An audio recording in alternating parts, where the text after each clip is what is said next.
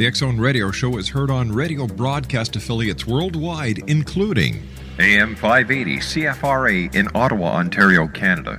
WPUL AM 1590 in Daytona Beach, Florida. KOHI AM 1610 in St. Helens, Oregon. KHRO AM 1150 in El Paso, Texas. And for more information on becoming a professional broadcast affiliate of the X Zone Radio Show, visit www.xzbn.net or call toll-free worldwide 1-800-610-7035.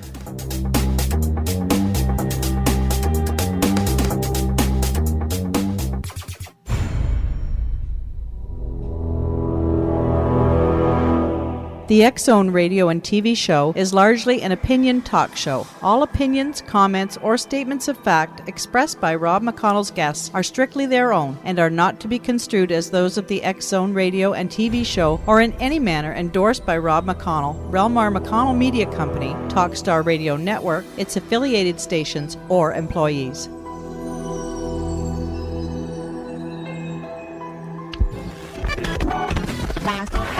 All Hit Radio.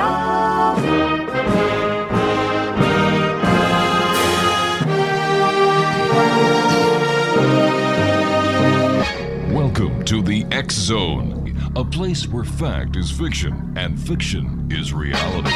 Now, here's your host, Rob McConnell.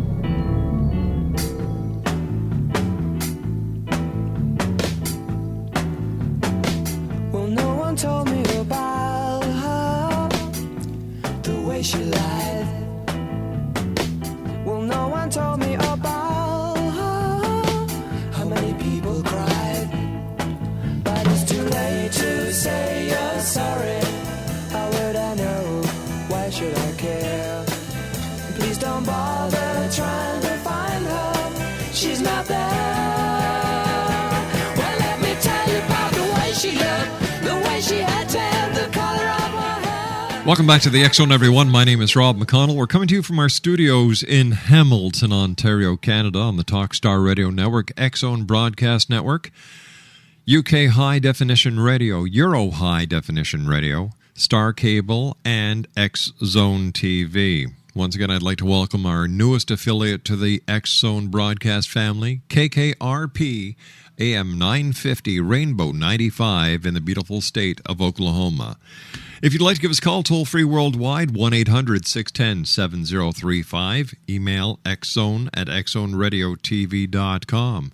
On MSN Messenger, xzoneradiotv@hotmail.com, and our website, www.xzoneradiotv.com. My guest this hour is Joseph Laycock. He is a doctoral candidate at Boston University studying religion and society and is the author of Vampires Today, The Truth About Modern Vampirism. And Joseph, welcome to the X Zone. Joe, are you there? It seems, Joseph, are you there? It seems that we may have lost our guest. Hi, Joseph. Are you there? I'm here, yeah. Oh, okay. Welcome back. Technology is great when it works, so I can understand your frustration sometimes. Where did the interest in vampires come from? Well, it's interesting. Most people have seen all the work that I've done on vampires, and they assume that I must have been some sort of huge vampire fanatic for my whole life. Which actually isn't the case. I know other scholars where that definitely is the case. But this was actually sort of a crime of opportunity. I was a high school teacher in Atlanta, and I learned of work being done by a group called the Atlanta Vampire Alliance. And I introduced myself to them, and I thought this would be sort of a good into this community, and this would make a paper that would sort of draw attention to my work as a young scholar. And of course, the paper was originally presented at a conference on new religious movements, and it was a big hit. And Prager came up to me afterwards and said, we would really like you to make this into a book, because they knew what I didn't know, which was this whole Twilight thing was pretty big in 2009. So they were seeking to sort of capitalize on the popular interest in vampires. Joseph, you and I have to take a commercial break, but we will be back in 2 minutes. Thanks very much for taking time out of your busy day to join us tonight here on the X-Zone. Great to be here. Exonation, Joseph Laycock is our special guest. He is the author of Vampires Today, The Truth About Modern Vampirism. His website is http://people.bu.edu/JLAY. That's people.bu.edu/JLAY. And we'll be back on the other side of this commercial break in 2 minutes as the X-Zone continues from our studios in Hamilton, Ontario, Canada. And Hamilton is in between the cities of Toronto and Niagara Falls on Lake Ontario. We're smack dab in the middle of the Great Lakes Triangle. I'll be back on the other side of this commercial break. My name is Rob McConnell. This is the X-Zone. Don't go away. Sorry, how would I know? Why should I care? Please don't bother trying to find her. She's not there. Well, let me tell you about the way she looked, the way she had tan, the color of her hair. Her voice was soft and cool. When you were young and your heart was an open book, you used to say, live and let live. You know you did, you know you did, you know you did. But if this ever-changing world in which we live in makes you give in and cry, say live and let die. Live and let die. Live and let die. Live and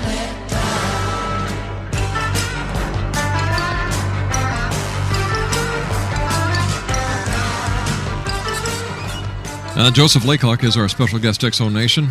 He is the author of Vampires Today, The Truth About Modern Vampirism.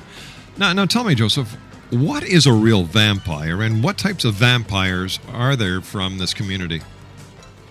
Well, this is a community of people that for a variety of reasons, call themselves vampires. Mm-hmm. And they're using that word in a very specific sense. They don't actually believe that they are undead or will burn in the sunlight or sparkle in the sunlight or anything like that. And there's a few different types of individuals that make up this community. On the one hand, you have what are called lifestyle vampires. And these are probably the easiest to spot. You may have seen one. They tend to wear Victorian clothing, prosthetic fangs, contact lenses. And some of them may take this very, very seriously. There are even cases of people sleeping in coffins and things like this. But at the end of the day, they say this is just a lifestyle choice that I'm very passionate about. These are people that sort of admire and want to emulate the image of the vampire. Then you have people that are quote-unquote real vampires. Mm-hmm. The difference is that someone who describes himself as a real vampire says, this is not a lifestyle choice. I didn't choose to be this way. I was essentially born this way. And most of them will say what makes them a vampire is that to maintain their health, and that's defined broadly as mental, physical, and spiritual health, they have to feed. And so this leads us to the two major categories within real vampirism. You have individuals that actually drink blood, and these are called sanguinarian vampires within the community. Some of them drink animal blood, but usually it is small quantities of human blood that has been donated to them. And then you have the more common individuals called psychic vampires. Mm-hmm. And these individuals say that they don't have to drink blood, but that they sort of absorb the energy or kind of the life force, if you will, of people around them, and that if they don't get a supply of that energy, that their health will gradually deteriorate. So those are the three main types of vampires that comprise this community. Are vampires mostly teenagers, Joseph?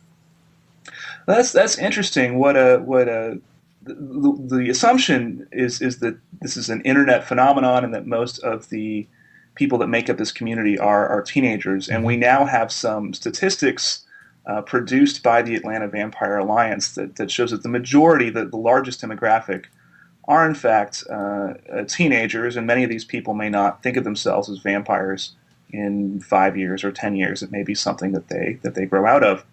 But during the research for this book, I met several vampire grandmothers. I met people in their 40s, 50s, from all walks of life, with all different degrees of education that identify as vampires, and in some cases have since the 1970s or earlier. So while there are a lot of teenagers in this community, it is not just a teen phenomenon. It appears to be here to stay. What would a grandmother get out of being a vampire? Are the people that you've talked to, were they born vampires, or was this something that, for some unknown reason, they wanted to do? And what kind of sociological benefit would being a vampire have to anyone? Right. Well, this all depends on sort of how you look at it. If you look at it as an outsider, then you immediately start to jump to sort of psychological theories of, were these people abused? Is this why they have come to identify as a vampire? Do they feel alienated from society? If you look at it, however, from an insider perspective, they say that we were born this way. And we don't get anything out of it. In fact, I've met some vampires that said if they were given the choice, they would prefer to be like everybody else. They don't really like being different. But for vampires, they say this is like a race or having a medical condition or a sexual orientation. It's just part of their identity that they have no control over. Let me ask you this: would you consider vampirism a cult? Well, that's originally why I began studying this group. I'm a religion scholar, and there has been previous work by religion scholars on this community. Right. And originally, that's what we assumed, was that this was some sort of religious cult. And there are associations between a vampire community and groups like the Church of Satan. If you're interested in vampires, you may also be interested in sort of dark spirituality and things like this. But what I found when I actually did my research was that there were plenty of vampires, especially in the South where I was working, that go to church every Sunday, and they identify as Christians. So for a few of them, they said, vampirism is a spiritual path or even a religion to me. But many of them were, members of all different religions, including atheism.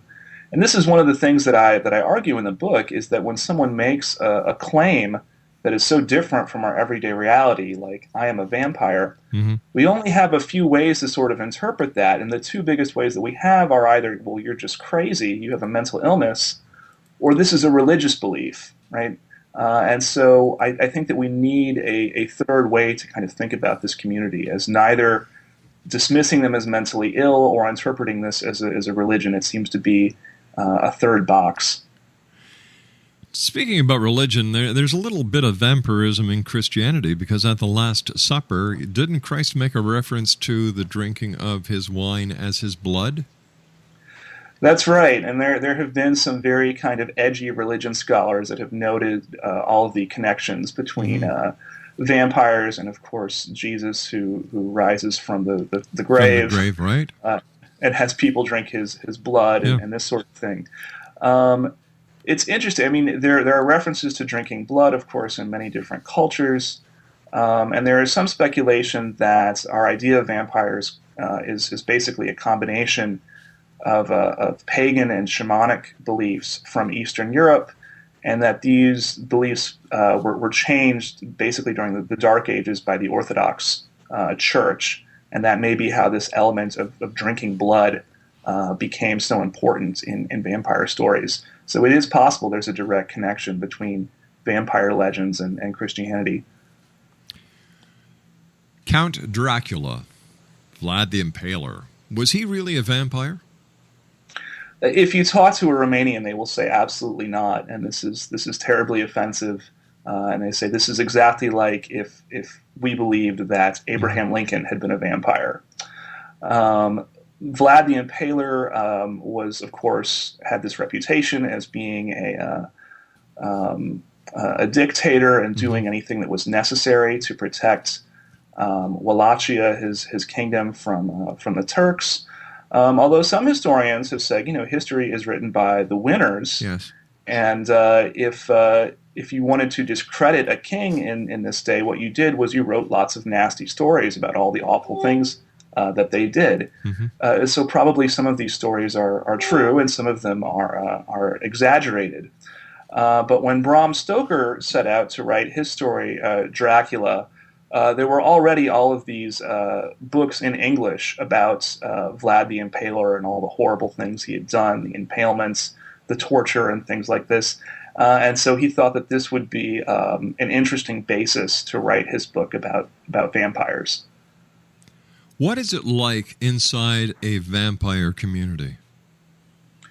Well, it's interesting. There are a lot of kind of different levels of participation. So some groups of vampires are more how you would, I guess, imagine it. They have courts of vampires that they attend, and they dress the part in Victorian clothing and leather corsets and things like this.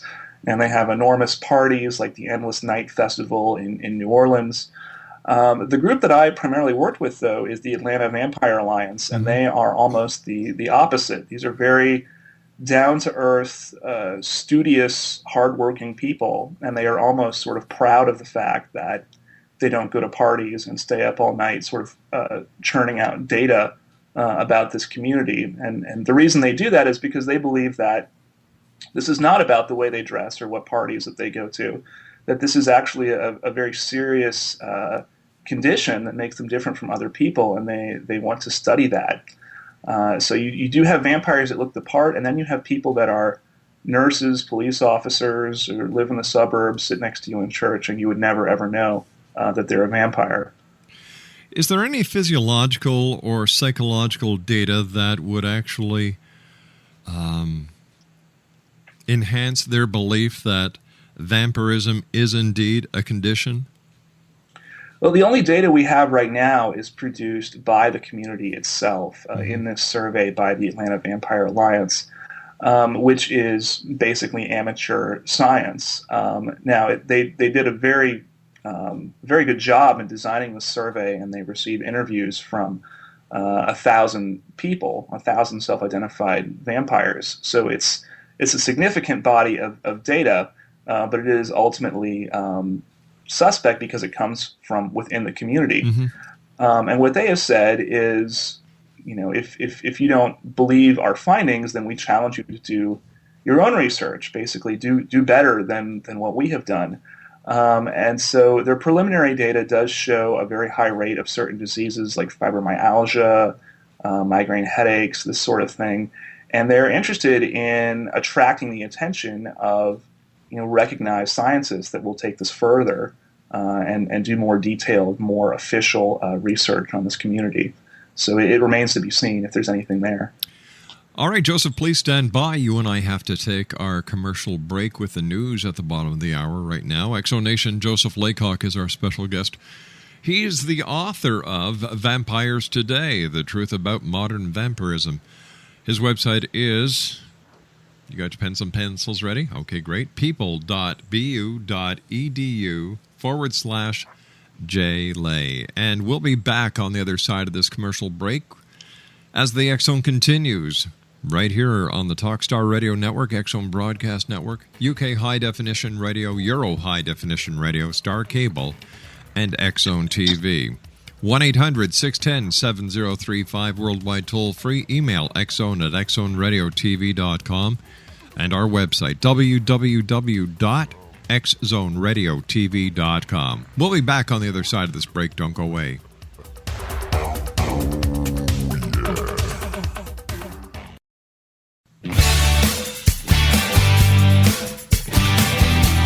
You're listening to the X Zone Radio Show, live and around the world on the Talkstar Radio Network, X Zone Broadcast Network, UK High Definition Radio, Euro High Definition Radio, and Star Cable. Our toll-free telephone number worldwide is 1-800-610-7035. Our email address, xzone@xzoneradiotv.com. on MSN Messenger, X-Zone Radio TV at hotmail.com, and our website, www.xzoneradiotv.com. It's all been done.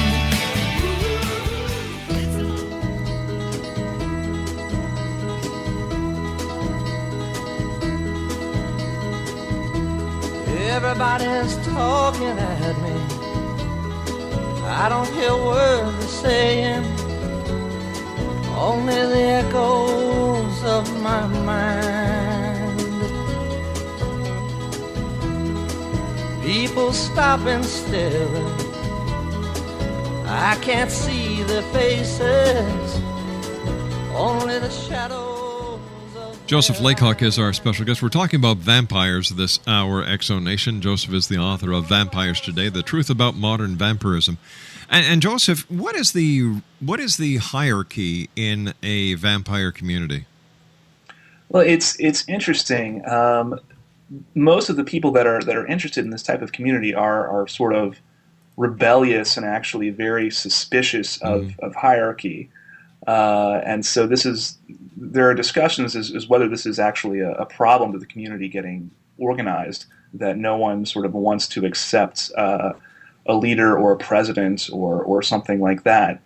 However, you have different sort of cultures of vampirism throughout the country. And so in the South, where I did my research, individuals that I worked with were very sort of democratic in how they organize themselves. If you go out to Los Angeles, no one really cares that you're a vampire. It's not.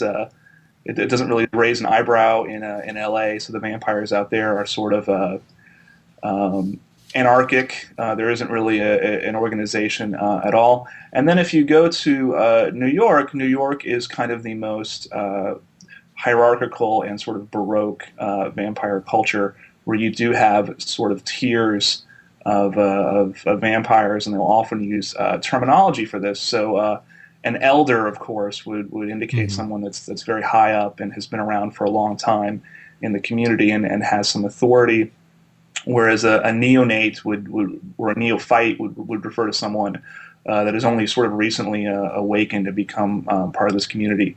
So there are elements of hierarchy, but there is not sort of a king of the vampires or anything like that. How long was your research with the Atlanta Vampire Alliance, and did you ever feel that you were in any danger while you were doing research for your book? It's interesting. There have been other people that have tried to sort of break into this community and do research on it, and these are mostly journalists, and they're mostly women.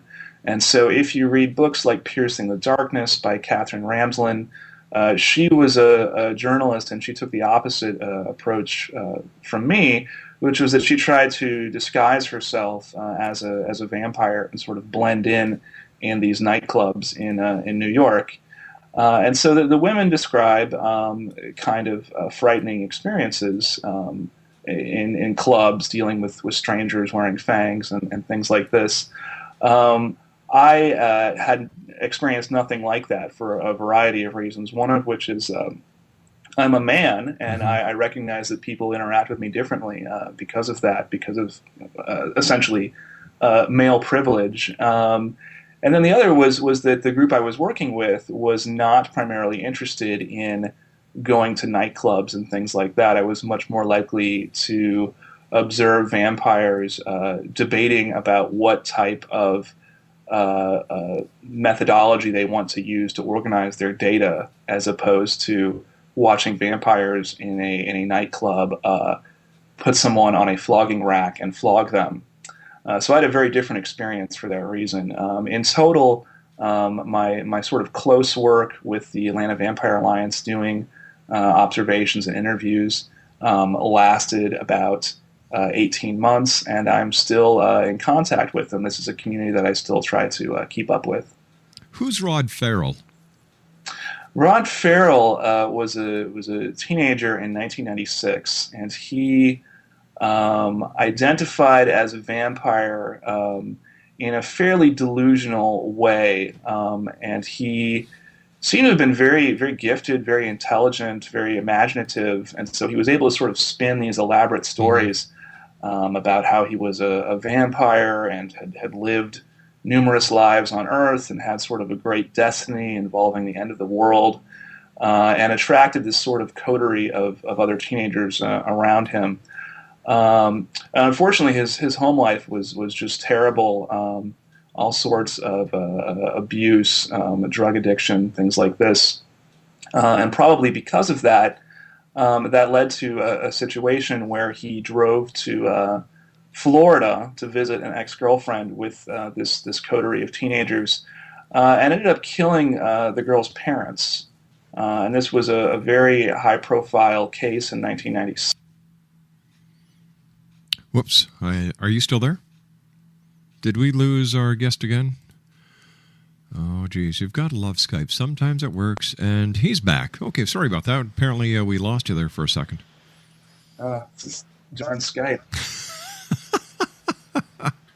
I'm hearing a little bit of an echo on my end. Are you hearing that as well? Yeah, you're coming across chattered right now. Maybe I should stop and call again. All right, sure. Why don't you do that, and I'll let the listeners know how they can find out more about you on the website while you're doing that. Exonation, our special guest this hour is Joseph Laycock. He is a doctoral candidate at Boston University, and he is studying religion and society and is the author of Vampires Today, The Truth About Modern Vampirism. His website is people.bu.edu/JLAY. All right, there, I see you're back with us. And during your research, did you ever come across someone who you believed or thought might be one of these very old vampires who has gone from life to life, from life to life, and could be very old? Well, most individuals in this community will say that you can't actually be undead or immortal. It's gotten to the point where if you were to go onto a vampire forum or chat room and say that you were a 400-year-old vampire, you would be asked to leave. They would say, "Don't be silly." But there are vampires that believe in what they would call serial immortality, right? The immortality of going from one reincarnation to another.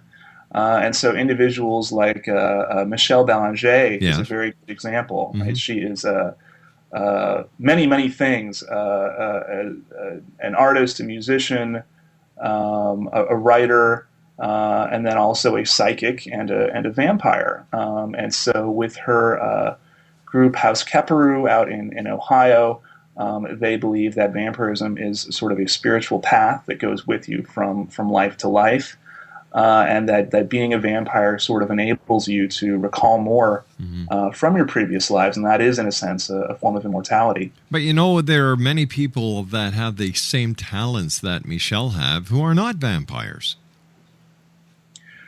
Right. I don't think that they claim a monopoly on having these types of abilities. In fact, they specifically say that they don't. If you read the Psychic Vampire Codex, which is one of the earliest sort of books of vampire metaphysics written by Michelle Belanger, she cautions her audience, who are presumably other vampires. There's lots of other people out there that can do these sorts of things, and so sometimes within the community they'll use the term awakened in a broader sense to refer not only to vampires but to people like psychics and other sorts of people that have these types of abilities. What about Susan Walsh, the reporter who disappeared in 1996? Did the vampires get her? Again, this is the same year in which Rod Farrell killed this poor couple down in Florida. So this was really a year of very bad press for the vampire community. Susan Walsh disappeared. She was doing a story on vampires, and so it isn't known what happened to her.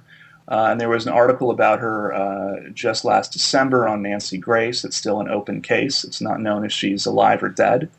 My personal theory, though, is that it probably wasn't vampires. Shortly before her disappearance, she had written an article on the Russian mafia and their role in human trafficking in New York, and had actually named members of the Russian mafia in the story. So she disappeared. I think that's probably the reason, and not because of vampires. But it's become sort of a point of sort of mystique, especially for the New York vampires. It's one of these things that has led to kind of conspiracy theories within the community. And if you were around at the time that Susan Walsh disappeared, that gets you a lot of cachet within the New York vampire community. You and I were talking before about, if one of these vampires went on to a forum and said that they were 400 years old, they'd be asked to leave the forum. But have vampires ever been outed to their community? Yes, they have. And again, this depends on what part of the country they live in. And so my research was primarily in Atlanta, which is the Bible Belt. And there were some interesting connections between the real life cases of these vampires living in a fairly conservative Christian climate, and the show True Blood on HBO, and that you don't want your neighbors to know that you're a vampire. So unfortunately, there were some cases. There was one where a vampire did an interview with a local newspaper, and unfortunately it was a fairly small town, and there were enough details in the article that this basically outed the vampire. He was asked to leave his church and to remove his children from a private school they attended. And then more recently, the show 2020 did a piece on vampires, and this led to vampires being outed again, and one of them was actually received basically a demotion in his job in law enforcement over this, which is troubling, because if we are a meritocracy, you should be promoted or demoted based on your abilities and not on whatever interests you pursue as a private individual. Why do you think werewolves, vampires, and other, let me see, how should I phrase this and still be delicate at the same time, and other aspects of the paranormal so captivating to society these days? Well, that's very interesting. If you look at sort of the older stories about these beings, they are sort of monsters, and they completely live outside of society.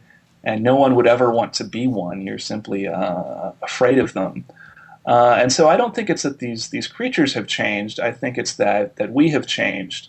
That people living today, their identities are very personal. We don't think of ourselves as villagers or members of a community anymore. We think of ourselves as individuals, and we can go where we want, and we can do what we want, and we can live whatever sort of lifestyle we want. And so now the vampire suddenly is no longer this demonic figure that lives on the outskirts of society. In fact, we kind of sympathize with it, right? The vampire has become a symbol of rebellion and sort of individuality and the outsider. So I think as we continue to become more sort of alienated and disassociated from others in our community, the more kind of sympathy we develop for these creatures. Is there a difference between a vampire and a goth, or are they relatively close to each other, where one just doesn't have anything to do with blood and the other... What's the difference here? Because, a number of people assume that a goth and a vampire are one and the same. Right, and this is actually a somewhat sensitive issue. Of course, the cartoon South Park dedicated an entire episode to this, and this sort of feud between vampires and goths. So goth is ultimately a lifestyle. It's about music and clothing and this sort of thing. For some vampires, they believe it's a lifestyle, but my book is concerned primarily with people who say it's not a lifestyle choice. It's not about the way they dress. And therefore, they're two different things. It's like comparing apples to oranges. Now, there are a lot of vampires that are easy to spot because they wear kind of gothic clothing, the black clothes, the Victorian styles, and so forth. But there are also plenty of vampires, again, that you would never spot. They wear jeans and T-shirts and sandals and shop at Walmart and what have you. And so the Atlanta Vampire Alliance, one of their questions was simply, do you consider yourself goth? And something like 40% of the vampires interviewed said yes, but then 60% said no. So a slight majority said, we're not goths. Mm-hmm. And I think the Atlanta Vampire Alliance was a little bit pleased by that because they're very interested in showing this isn't about the way you dress. This is about something else. Would you say that it's a lifestyle?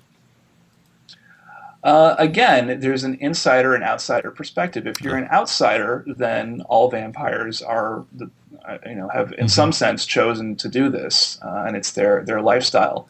But if you're an insider, it's absolutely not a lifestyle. And this parallels the debate about the gay community. Right? There are lots of people that still believe being gay is a lifestyle. But if you talk to an advocate of the gay community, say it's absolutely not a lifestyle, right? That they have no control over their sexual orientations. There's an interesting parallel there. Joseph, stand by. You and I have to take our final break. Joseph Laycock is our special guest, X-Zone Nation. He's the author of Vampires Today, The Truth About Modern Vampirism. And we'll be back on the other side of this commercial break as the X-Zone continues from our studios in Hamilton, Ontario, Canada. Don't go away. Through the pouring rain, going where the weather suits my clothes, banking off of the northeast wind.